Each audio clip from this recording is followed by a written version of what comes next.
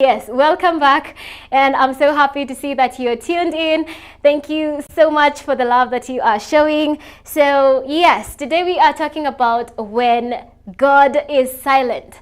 Well, silence in itself, what does it mean? It is the absolute, lack of sound or lack of communication if we are talking about speaking on, the speaking basis, okay? So when we talk about somebody being silent, they are not talking to you. If you are talking to someone and they are silent, well, there could be a problem, or something somewhere is not going as it should be, all right? But yes, now today we are going to learn about what makes God quiet. Or there are some questions that some people actually asked me. They were asking, what does it mean when we say that God is silent? Does it mean that God doesn't talk at all? Well, we shall get into that. And how long does it take? All right. And then why does God go silent? And should I continue praying if there is no answer? And I loved those questions because they are in line with what we have in store today in today's lesson. So if I take you back a little bit to the Bible verses that we read earlier, specifically to John, the book of John, chapter 11, from now verse 5 to 7, or even before that, we see the friend of Jesus. His name was Lazarus, and he was ill. And his sisters, Mary and Martha, reached out to Jesus, sent for him actually. They didn't have, the mobile phones or letters. They actually sent someone to go and tell Jesus, wherever he was, our brother Lazarus is ill. Okay, he is sick. And they told Jesus that because they knew of his power to heal. Okay, they knew that he was able to come, lay hands on him, or do whatever miracle he was going to perform, and their brother would be well. They knew that. So they sent for Jesus, but something that they did not expect happened. When the information reached Jesus, he received it, but he stayed where he was for 2 more days. 2 more days. Now, I believe for Martha and Mary, they felt bad about it because, fine, we called unto Jesus. He was Lazarus' friend, and now he has not come. And, when worse got to worst, their brother died. He actually died. And you can imagine the kind of bitterness that they got in their hearts because of their brother who was ill. And when they called for help, Jesus did not come. And they knew that if he came, he would definitely heal him. And now he is gone. Gone, now he is beyond the healing bit. So what do we do now? I believe they were angry at Jesus, and they were sad, and they were, really, really heartbroken. Because the one that they believed would be, the savior of the situation, who is Jesus, did not come when they called for him, like at that exact moment. Well, Jesus, on the other hand, was with his disciples. And at that time, they had moved away from Judea, where he was almost stoned or beaten by the people that were there. That's a story for another day. And so he was telling his disciples, we need to get back to Judea. And the disciples were like, sahi tu tulikuwa tunataka kuchapwa, why do you want us to go back there? And Jesus told them, we should go, about light during the day, and, whatever bad things happen during the night. But that is not the point. The point is, Jesus knew that Lazarus was dead, even without being told. You could read it on your own from verse 7, kuendelea uko chini. So he told the disciples, our brother Lazarus is sleeping. And now that, he used such terms, he actually meant that Lazarus had died. But now the disciples got, he is sleeping.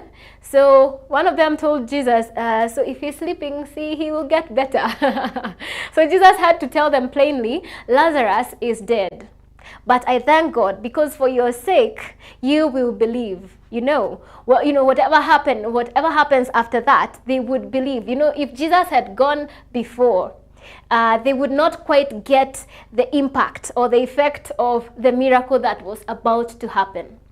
And so they started walking back. And mother knew that he was coming back, and so she went to get to where he was and maybe confront him or even ask him what happened. We came asking for your help and you did not come when we needed you, and now our brother Lazarus is dead. Well, Jesus told her, nakuja, don't worry, I'm coming. So she went back home where Mary was with the other mourners. When somebody in a village dies, we get people coming to your home for the maombolezi. We call it maombolezi, the mourning season or period. So when she got home, she told Mary that Jesus was actually on the way. And so Mary akatoka mbio, and she went to where Jesus was. And when the mourners saw how fast she ran out, they thought she was going to the grave where Lazarus was buried to mourn there. So they followed her. At such moments, people need to be taken care of in order not to do something that may not be okay, So they ran after her, but then they found out that she was going to where Jesus was. And when she got to where Jesus was, she cried. And she was really bitter, and she told Jesus, brother is dead. She was very heartbroken, and it was so sad. It was such a sad moment. And the other mourners were mourning with her, and they were weeping and they were crying, and that really touched Jesus. And Jesus wept. He was really touched. And then they walked to where Lazarus had been buried. Now this reminds me, when we were small children, when we were very young, we used to watch these movies, Jesus movies, the miracles he performed, all those things, Elijah, Moses, stories about Joseph. Now this particular one was about the, miracles of Jesus. And in this particular story, he was raising Lazarus. So when he told them to open the grave or the tomb where Lazarus had been buried, Mother told him, it has been 4 days now since we buried him. There could be a certain smell. Now, being children, the children that we were watching. But we found ourselves covering our noses. Hatukuwa tunataka kusikia hiyo harufu. So when they opened the grave, we covered our noses. But that was what the people in the movie were doing. But then I can imagine that was what was happening at that point. You don't expect people to dig up a grave and it's all rosy, it's not. So when they rolled the stone and Jesus made the prayer and called Lazarus forth, Lazarus came, with his body all covered up. It was tied, it was wrapped as a dead body, and he came out. Now in the movie, he came out the way, it has been described in the Bible. But because I was young and I was just a child, in my head that was a dead body walking. So I could not sleep at night. It was so scary, yeah? Seeing him walk out like that. But it was a miracle. It was a big thing, very huge to those that actually witnessed it, because it was not common for someone who was dead to be seen walking and well, after you had buried him like 4 days ago. If even now, if we buried someone like 2 days ago, or even if someone died right now, and then we see them rise up, we will not stand there. We will, yeah, we don't want to stand near them, right? Because it is not normal. It is not normal. So when we look at this story about Martha and Mary being so devastated, being so heartbroken, being angry at Jesus because he did not come when they wanted him to come, it simply touches on our lives. How many times have you prayed and told God, I want it done now? I want that answer today. And you are interceding and the voice is changing to Jesus, I want all those things that, all the things that, the ways that you could express yourself to God. and he does not answer. How do you react to that? So when God doesn't seem to be saying anything, this is the most encouraging bit that I got. That when God doesn't seem to be saying anything, rest your confidence on what he has already said. God has already said so much about you and so much about life, and it is all in the manual that he left us. That is the Bible. The Bible has every answer that you could probably need of any kind of situation. But the sad thing is, when was the last time you actually took your Bible and read it with the intent of getting to know what God is saying?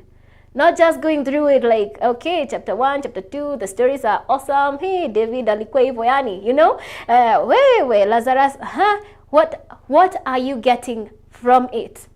Because the Bible, as much as we read it, is the only book that reads us. I should repeat that.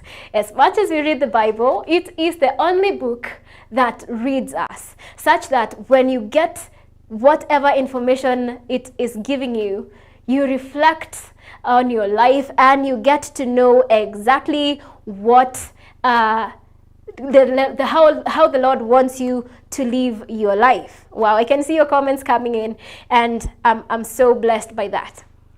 How do you pray and how do you plead with God? Because according to the verse that we read here, Psalms chapter 22, listen to how he prays. My God, why have you forsaken me? Why are you so far from saving me, so far from my cries of anguish? My God, I cry by day, but you do not answer. By night, but I find no rest. My God, this person is anguished. He is heartbroken. He is really broken before God. He is pleading that the Lord will actually turn towards him and answer. Do you remember the story of Job and how much he had to go through? Well, you know, in all the pages, in all the chapters, when God was silent, he was still going through such hard moments. And he was asking, Mbona umenyamaza? What is happening? What have I done to deserve this and all that? And he did not quite get the answers that he wanted until he got to chapter, 38 all the way to 42. I wonder how many times you pray and how you actually pray. Because if you are praying and you need an answer, sometimes you need to plead. There are times you ask for things with authority because they belong to you, yeah? But then there are times you have to plead. For instance, how much would you pray if your child was dying? Like Jairus, you know the story of Jairus' daughter? That man came to the Lord and pleaded with him, to pray for his daughter because she was dying. All right? How much would you pray if you discovered that your hands and your legs are going to get destroyed because of leprosy? Nowadays we talk of arthritis, other diseases that have come up, yeah? How much would you pray if you discovered that you would actually get your hands and legs amputated because they are affected by a bad disease? How much would you plead? How much would you pray or plead with the Lord if you discovered that where the people that I owe a debt are coming to arrest me and take me away and separate me from my family that I love so much? Tafakari hayo. We shall be right back after this.